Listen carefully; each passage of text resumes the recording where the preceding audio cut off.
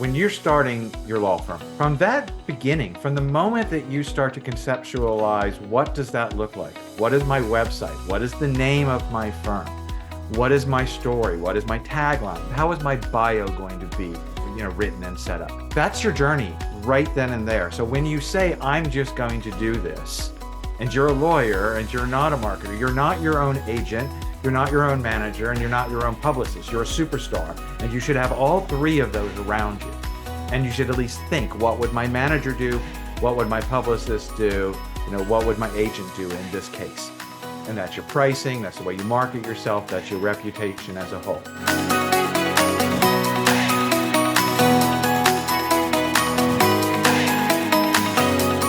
Well, hello and welcome to another guest interview here on the Profit with Law podcast. I'm your host, Moshe Amsel, and today I have somebody who is going to be talking to us about marketing, specifically PR and branding, which I think is a topic that we don't talk about enough here on the Profit with Law podcast. So I think it's going to be something that's really helpful for you. I think a lot of people think that PR is something that we should only we only can afford to get involved with when we're like a little bit bigger. And I think that one of the things that we're going to find out today is that, anybody, even a solo law firm owner, can be doing PR and can be focusing on that publicity. So I'm excited to jump into this conversation and see where it leads us. Our guest today is Terry Isner. Terry is a marketing philosopher, brand consultant, and leadership director for the professional services industry, known as the Empathy Man because of his humanistic approach to business strategy. Whereas many business professionals overlook compassion as part of the branding equation, Terry believes that humanism is essential to a business's success in today's socially conscious environment. As Terry says, if humanity gets left out of the boardroom, nobody wins. And I'm going to add to that, people say, oh, are you B2B? Are you B2C? Business is H to H, human to human. And I think that really encapsulates, what Terry does and the thing that is his torch that he's carrying. In the world of professional services marketing, Terry fulfills a niche as a business strategist with an extensive background as an award-winning creative director and artist. This unique mix of creative and analytical thinking makes him more likely to set trends than follow them. In fact, Terry often draws inspiration from other industries to formulate new approaches to professional services marketing, PR, and branding. He also stays current on the latest trends in technology to devise ways to leverage innovation to advance brands. And honestly, I think that the legal industry tends to be behind in all kinds of things. Technology, marketing is another one, right? Like law firms weren't allowed to market. So now we're constantly playing catch up. And there's nothing wrong with stealing from another industry. There's nothing wrong with looking at another industry saying, this is what's working here. Let me try to make it work here in my business. So I love that's what, Terry is doing, is basically just bringing things that are working in other places and making it work for us here in the legal space. So Terry, welcome to the show. Thank you. I'm excited to be a part of the show. I actually love the write-up that you all sent, or that you have that's public, about the show. Talking about, a lot of times lawyers begin to build their firm by simply just lawyering. And I think that's such a great way to segue into our discussion today on how these small firms or mid-sized firms are writing themselves and not being led from that legal a guideline, but more so from what we talked about, humanity and that H to H relationship, that human to human relationship.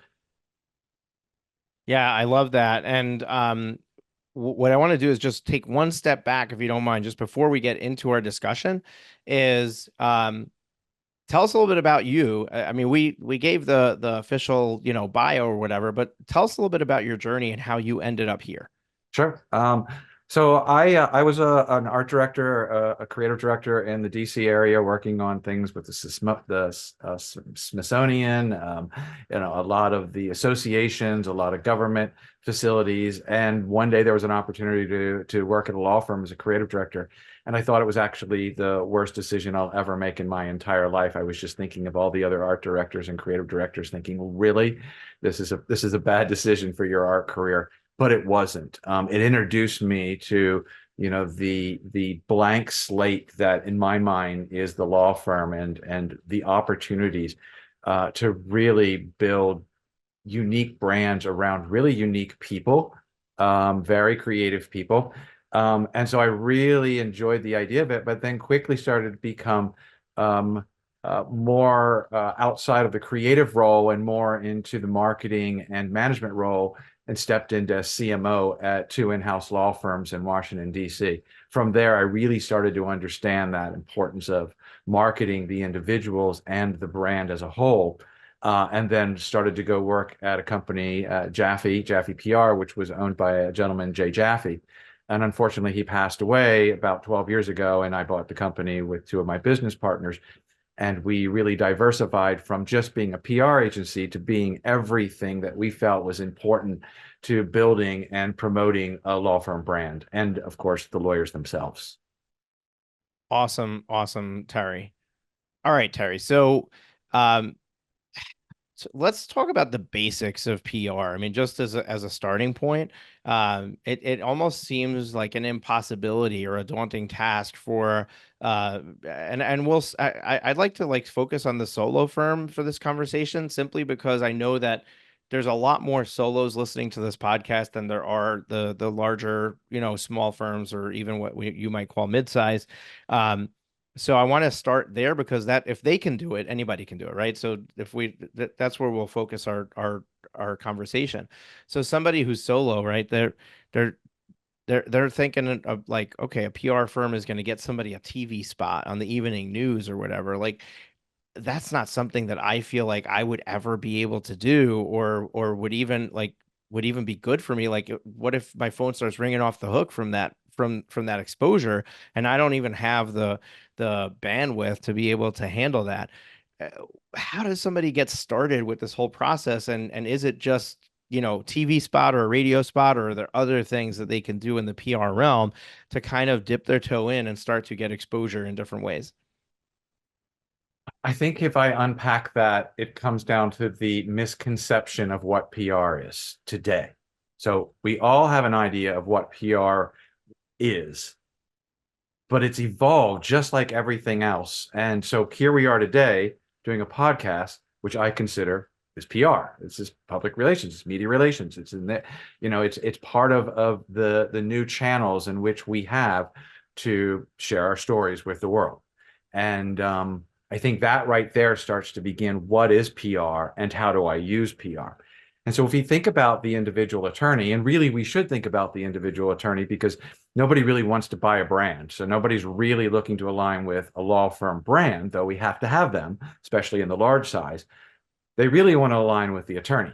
And this is where the small law firm, the solo, really has to start to understand, what is my business model? Because you hit it on the head. Once you start to begin to put in a marketing and PR program, you're going to have that phone ringing a lot more, or you're potentially going to attract more talent, which is going to give you that back support that you need. So there is growth. But the real thing is to break down, really what is PR and marketing today and how does that work? And I think in the past, we looked at it, they were silos. And I could choose not to use one of those silos based on finance, based on thought process. But they're not. Everything is basically connected together. Everything in marketing and everything from a public relations standpoint, social media, your website, the content you put out, podcasts, all of these, they're really based on one thing, and that's business development. And if you all put that in there, marketing, PR, all that is one thing, and that is the idea of creating business or creating relationships. And so how do you use these tools to do exactly that? So if you're going in with the idea that I'm a lawyer and I'm going to think about setting up my law practice from a legal perspective, you're in one small lane, you're in a silo. You haven't thought about your relationship from a public standpoint. You haven't thought about your relationship from a community standpoint. You haven't thought about your relationship from a social standpoint. All of those things are very important dynamics. And I think that was important, again, when I look at the way that your program is set up. It's the idea of what happens when we go in as lawyers and we didn't think about it as a brand itself. You are a brand. And so the question is to sit back and say, why am I even practicing law? I have an amazing a small law firm and in Detroit, and she wanted to be a pilot. And she figured out, well, what could I do to buy my own plane? Well, I should be a lawyer because there's great money in lawyers. So she becomes an intellectual property lawyer, and her plane is a big part of her world now and a big part of her brand. And we can tell this really incredible, engaging story about, this woman who wants to be a pilot and has become a really great attorney. A lot of lawyers forget the personal part and how important the personal part is in the relationships that we build and the trust that we build. So PR today, social media, podcasts, all these other things, not really broadcast as much as we think, but telling these stories consistently tells who we are as a person, who we are as a brand. And when you think of building that law firm and you've identified who you are, your values, what your why, then you can start building your team around you because they have that like-minded mindset that says, I believe in your culture. I believe in your values. I love the idea that you as a solo came from big law as a woman in law and decided, I want to build a firm so I can reach down and pull others up. That's a great why. It gives you goosebumps and people will want to work with you. That's when PR really starts to set in. And if we think of it as an extension of sharing our story and less of, the idea of maybe ego driven from being quoted in the Wall Street Journal or being on Oprah or whatever that might be. So PR uniquely is very different than I think that we have compartmentalized it in the past. It's very interesting. We had Paul Fariga here on the podcast, and the episode title was "What's Your Law Firm's Capital S Story?" with Paul Fariga. That was episode 338. You can get it at profitwithlaw.com/338, and we'll link that up in the show notes. Paul had their whole business is helping you identify what is your story that you're going to tell that's going to basically tell people who you are and why they should do business with you as a person. And it feels like you are doing that with your clients, but then the next step, like, what is your story? But then how are we going to take that story and parlay it into this overarching branding that is going to really get people to be interested in doing business with you because of who you are, because of that story, as opposed to I'm trying to get the best lawyer for this thing, or I'm trying to get the cheapest lawyer for this thing. Now it's like, okay, I want to work with this attorney because I related to their story. Yep. My question is, and it almost feels like every type of marketing that's out there, writing a blog, making a YouTube channel, getting on people's podcasts, like a lot of the stuff that people need to do, you've almost like pulled them all together and said these are all PR. So that's great, but it also, I think, creates new confusion, right? Like, okay, so now I've got so many things that are considered PR and I don't know where to start. That's a good point. So I'm going to bring it back to the idea of just telling one story, telling your story, then maybe telling a client story, then a community story. Maybe you're a speaker. Maybe you are creating resources. So now take a minute and say, I've already done this. I've already created this. How do I use the multiple channels to now push this out and get greater return on my investment? So I'm not overwhelmed by the fact that there are more channels.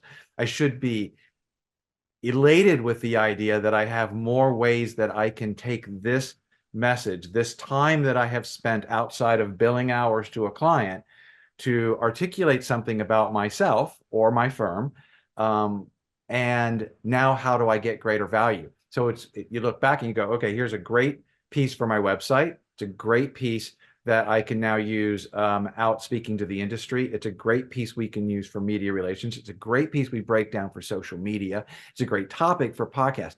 I haven't put that much work into something that I believe I can get great traction from. So I think that's one way to look at the fact that repurposing what we do and those messages are important because it's consistency.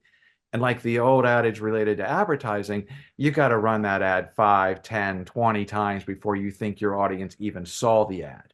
And still a lot like that with our messaging and our branding. So these channels shouldn't overwhelm us. They should excite us because some of them also are extremely efficient. And if we can better utilize those, then we have more money to do other branding things, other bigger projects, and we're not spending so much, in relationship to pushing messages out. Yeah, I love that. And uh, it's not it's not trying to do it all. It's let me start with something and then let me find a way to now turn this into multiple things. The rest of the industry calls it repurposing content, but you put a different spin on it. But I like it, and we do that here with the podcast. I mean, this recording is going to be um this recording is going to be um uploaded to YouTube, put on all the podcast players as an audio podcast. And then my team is also going to turn it into a blog post. They're also going to find 6 or 7 quotables to turn into quotable images that we're going to post on social. They're going to extract 6 to 7 reels of less than 15 seconds, some less than 60 seconds of content to use in stories, reels, and those kinds of things. So we're doing that internally right now. What do you think it takes for a law firm to do this? Is it having a team member inside to do all those things we just mentioned, or is it engaging with a company like yours who's going to take that one message and that now turn it into all these different messages? Yeah, that's a good question because, that's kind of a little bit of art versus science. You could say that, oh, Jaffe has been around for years and they have 20 employees and therefore they're going to price themselves out, of my budget. Some of our best work has been working with a solo. And it's really based on what we can achieve within a certain budget and a certain time frame. And then where can you find internal support? Where can we train potentially?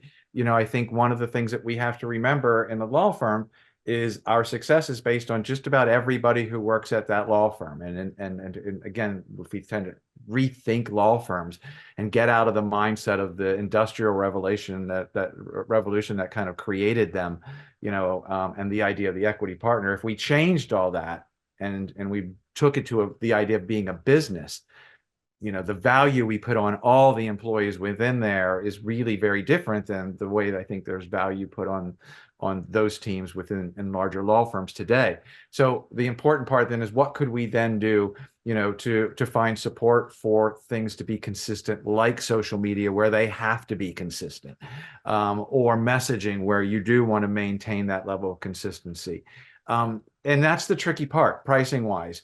Ideally, what we'll tell anybody is have somebody dedicated to marketing internally so they can track you down, so they can track down the quote we need, so they can schedule the interview that we have happening, that can get the approval on the content that we need to go out. It doesn't have to be somebody at a high level. Sometimes it just has to be somebody who can help organize things, herd those cats where we need to get them all together. And that's based again on size of firm. You're working with one person, it's a lot easier. You're working with 10 people, it gets a little harder, and so on and so on. So the tricky part is how you find that alignment, because not everybody can do everything.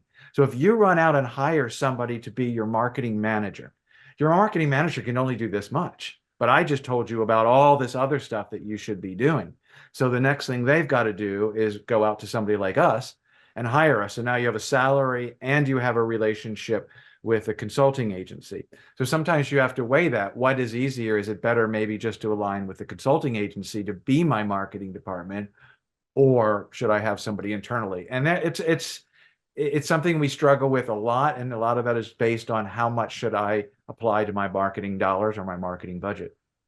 Yeah, I love that. And there's something that you said in there that you kind of like just blew through it. And I want to come back to it because so many law firm owners, they look at marketing and they're like, it's an expense, right? And I'm trying to like uh, try to find ways to cut corners and why do I need to spend this money? And but you flipped it to be like you're actually getting access to a whole team of individuals that if you were to hire them internally would cost you significantly more than what you're doing when you're hiring us. And I think that if we start to change the way we think about that, and it's not just you, it's like there's so many marketing agencies out there that do something really, really well. So they do SEO or they do PPC or they Right. when you're engaging with them and you're paying them a monthly fee to have them engaged, compare that to what it would cost you to have somebody on your staff doing that. Yep. And almost always costing you less, and you have access to a team with supports and people above them that are overseeing them and that they can run to with problems. Where if you try to build this internally, who's the top? You're not a professional marketer. Like what makes you the person that you know should be the authority on this? So I, Yep. I think I think there's we're underestimating the value of bringing in marketing partners to solve these Yep. things. Yeah, it was in COVID that I really, really saw this. We're a virtual based firm and we've been virtual based for 30 some years. So when, COVID happened and everybody was, doing their TikToks and baking their sourdough bread, we were like, hold on, it's just another normal day in the life for us. So we helped a lot of law firms really go through this process of remote working. And it was at that point when you also started to see the panic and you started to see where the cuts were, and marketing's always a cut, and people going, it changed the dynamic of what their marketing support looked like. And I saw where there was a greater opportunity for us to partner because marketing should be filled with multiple opportunities and multiple ways in which you need some type of expert direction. And you can't get that out of one or two people. So if I work a budget with you and that budget is fluid, which it should be, it means that you have dollars for graphics, you have dollars for website, you have dollars for SEO, you have dollars for PR.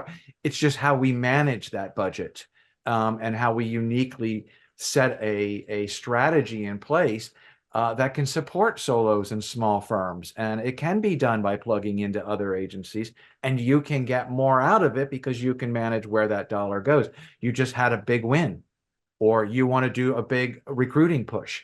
You can shift your thinking along the way and move those dollars where they need to be. Yeah, I love that. I want to also bring it back to something you said much earlier in the interview, and I want to make sure that I return to this. One of the things that you said when we were talking about the nuts and bolts of PR is you said that the effects of this are not just getting your phone to ring and more clients, but also attracting talent. And I would love for you to talk a little bit more about that because so many law firms out there know they need to grow. They know they need to bring people on. But what I'm hearing is there's no good talent out there. I can't find an attorney that I can hire that I feel comfortable with. I can't find a good paralegal. I can't like this assumption that there's a lack of talent out there is prevalent throughout the industry. And I know that it's a bunch of BS, right? Like Yeah, I know that there are good people out there. You can look everywhere around you and find good people. So why is it that they're struggling? And I think that you might have some of that answer. I do. And again, the blessing of what COVID did for us was, opened our eyes to some things that needed to change. And the philosophy again of the law firm business model is an outdated business model of the 80s and 90s that doesn't work anymore. And so now when somebody talks to me about hiring or diversity and equity and inclusion, and we can't find the attorneys that we want to fit within those profiles, I have to call BS on them because what's happened is you're just falling back into the idea of bricks and mortar. You're trapped by region. And if we release ourselves from that and we trust in people and we trust in the process, and we also understand that these younger, large generations that are now within our workforce have different mindsets of the way they work. And we have to stop applying, again, these old models onto these new workforces. You can very simply call them out and say, you're not opening yourself up to cast a wider net. You can cast wider nets if you rethink your structure, if you rethink your ability to work, whether it's paralegals, whether it's more attorneys. There are ways in which you can get together and have your war room. You don't need 4 floors in an office building anymore. And if you rethink this, then you will find that talent, because the talent out there, my daughters and others who are starting to have their children and their lives now, starting, don't want to go back to the corporate grind. They said, I would love to continue to work for you if I can do it from home. And if the answer is no, they will find a corporation or an organization or a law firm or a service provider that will give them that opportunity. So in my mind, it's again rethinking the law firm structure, rethinking the idea of how we can operate and put a little bit more trust in humanity and in people. And that's where I think we're being stifled and held back, is because we got back to the idea of a bricks and mortar and boundaries. And if we can change that, then we should not have restrictions based on boundaries, restriction based on region at all. That gives you a greater talent pool to definitely fish in. And that is why it's so important that you, especially a small group, 1, 2, 3 attorneys that are, building a firm, you better explain and be comfortable about who you are in the industry. Be more transparent. And if you can do that through these social channels, PR, all these other things, you'll start to have people follow you. We know this, and they will be attracted to you, and there'll be greater opportunity. It might be 2 states away, but how could you pass up a great opportunity that really fulfills what you need in your growth and direction? Yeah, I love that. And it's a combination of uh, you know, coming, meeting people what they want, like giving them what they want. And I mean, some people you can't, like if you're a criminal law firm and your attorneys need to be going to court in your county, you can't Of hire course. somebody who's Of course. across the state or across the country. But those are few and far between. Usually the talent that you need, it can be done remotely if you really think about it. And the thing that's holding back is maybe you don't have the right technology in place. Maybe you don't have the right communications infrastructure in place to make that happen. And it's just a matter of deciding to do that. I want to go back to the PR conversation. One of the things that when I asked my question at the beginning, you basically said, well, that's really go, going to the misunderstanding of what PR is today, right? And you reconstructed what PR is for us. On the flip side of your explanation and understanding that it's all of those things, the social media, getting podcast appearances, stuff like that, is the age old thinking of PR, the radio spots, the TV spots, is that dead, or is it still there? And is that something, how does somebody go about getting those opportunities if they're ready and if they've got these other areas covered? I mean, as long as the technology's out there, radio, but again, my mind, podcast really starts, to replace radio, and we already know, MTV killed radio. So they're there. I love radio. I think it's a great format and it's fun to even be on. But I think it's just understanding the channels. Television hasn't gone away, but everything now that we see on our small screens, have created, bigger and greater opportunities. That traditional PR still exists.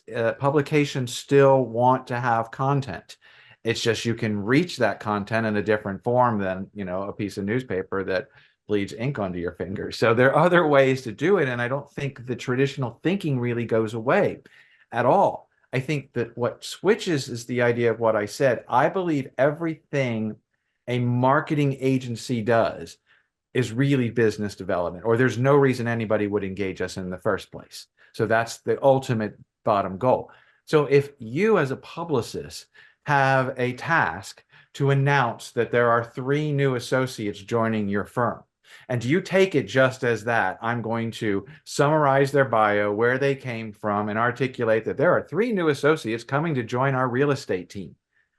But if you rethink that and say, you have begun their sales and marketing and business development journey from the moment you write that press release that congratulates them and brings them to the firm. If you rethink that and you articulate why the firm exists. You articulate why you went to that firm, and you articulate what it is that you can bring to that industry or that client base. You've changed the idea of what that press release normally was in announcing 3 new associates. And that's the mindset that we have to change. How does this lead to the ultimate goal? Building relationships that increase profit. Yeah, I love that. And going back to the earlier part of your answer, I love rethinking, which is TV as valuable as it used to be? Is radio as valuable as it used to be? And is the higher value option out there the podcast guest appearances, or showing up on somebody's YouTube channel? Where's my And audience? That's the question. Where's my audience? exactly. And I think that you're going to get access to more relevant eyeballs when you're focusing your efforts in, you know, a- accessing someone's audience and, on YouTube or on a podcast. Yep. I mean, our conversation today is basically you trying to get into the ears of our listeners or into the eyeballs of our YouTube viewers. And you're doing a great job at it, right? Like you're developing over the course of 30 minutes, great information, but more importantly, that you're the right figure of authority that they can go to get this problem solved. Thank you. And all of our listeners can do exactly that. Identify where is the best places for you to be, and then go out there and get in front of their audiences. So think about this as a whole. When you're starting your law firm, your business, whether you've left big law, you've broken from a partnership you had, or you're done as an associate and you're ready to jump in and I'm going to start my own. From that beginning, from the moment that you start to conceptualize what does that look like? What is my website? What is the name of my firm? What is my story? What is my tagline? How is my bio going to be written and set up? That's your journey right then and there. So when you say, I'm just going to do this, and you're a lawyer and you're not a marketer, you're not your own agent, you're not your own manager, and you're not your own publicist, you're a superstar. And you should have all three of those around you. And you should at least think, what would my manager do? What would my publicist do? What would my agent do in this case? And that's your pricing, that's the way you market yourself, that's your reputation as a whole. And that begins right there, right there, the day that you say that. And right then and there is when I want to say to a lawyer, I'd rather not come in the back door and fix what you did. I would rather start from the beginning and ask you your why and build something around you, something that you very personally every day is going to do. And I've nailed and identified that. And I'm going to build a brand around that, because that's how consistent it's going to be when you walk into a courthouse, when you walk into a CEO's office, if you're speaking or at an event, they're going to get you all the time. And that's the first thing I think we need to do as we rethink about this idea of as you said, B2C, B2B, H to H. And that's really what it is. I think we get lost in the idea of tools that marketing provides: social media, podcast, writing content, building your website. And it all stops at the technology in front of us, but it's all built to go to the human being on the other side of that. But we kind of lose sight of that, and things get colder. And especially with lawyers, they get very legalese and they get, guards that go up. But when you go back to, the story I was telling you, and you want to be a pilot and you tell that, and your plane's part of going to see your clients and all kinds of other stuff, you're creating something that people just think you're the coolest thing since sliced bread. And I want to align with you. And that's the difference of how you kind of started in the mindset of, I'm a lawyer and I'm going to create a law firm, versus I'm a lawyer and I'm going to create a service that's available to people. And I want to relate and connect with people. Now, how am I going to tell that story? And that's the way they start. I love this. Terry, this has been, I mean, honestly, this conversation is just really eye-opening, simply because we've actually not covered anything new, but we've completely No. changed the way that we look at things. Like, the perspective is different. And if we do a better job of creating a personality around our brand, and then do a better job of the visibility of that personality, that could be the entire difference that we're looking for in our marketing. So, Yep. really good stuff. We're out of time. We're gonna wrap it up here. What I do at the end of an episode is just going to prompt you for two things. Number one, how do people find out more about you, take the next step of the journey with you if they really liked this discussion and they want to perhaps work with you or learn more about the stuff that you do? And then number two, what is one parting piece of advice or wisdom that you want to leave with our law firm owners who are listening to this show? Well, I'll start with that. The main thing I want anybody to hear of this is simply be you. And the more that you are you, and the more that you bring you to the table, the more that people will comfortably build around you. And I think that's the most important thing. So the guards are easy to go up in the legal community. It's easy to go up in the accounting community. It's easy to go up in the financial community because we're these service providers. They're supposed to walk in buttoned up every day. Be you. Just simply be you and watch what will happen and allow the people that work for you to be you. And I guarantee you will see a greater strength with that. To reach me, so my initials are TMI. You can find me on any social media channel at sharing TMI. And if not, you can definitely go to jaffepr.com and check out anything that we have to offer. We have a really great newsstand that's available to anybody who's interested. It's just a small newsletter that goes out every other week that gives you advice like I gave you today about all kinds of marketing topics. I love it. And folks, we're going to link all that up in the show notes. So you don't need to be jotting this down while you're in the shower or out for a run or driving while you're listening to this. But you can get that at profitwithlaw.com, where you can also learn more about working with us if you want to explore our programs and get on the conversation, get on the phone with somebody on our team and figure out how we can help you with growing your firm and making it more profitable.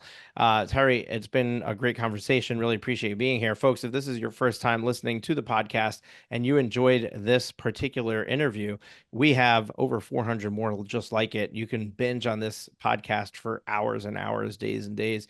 But you can also be notified every time that we release a new episode, which is every single week. And you can do that by hitting the subscribe button in your podcast player. So make sure you subscribe to this. If you're watching on the YouTube channel, hit the subscribe button on YouTube. We'd love to have you as a subscriber so that you get notified every time something new comes out. We'll be back next week on Thursday with another brand new episode. Terry, thank you so much. Take care, Thank folks. you. We'll see you next week.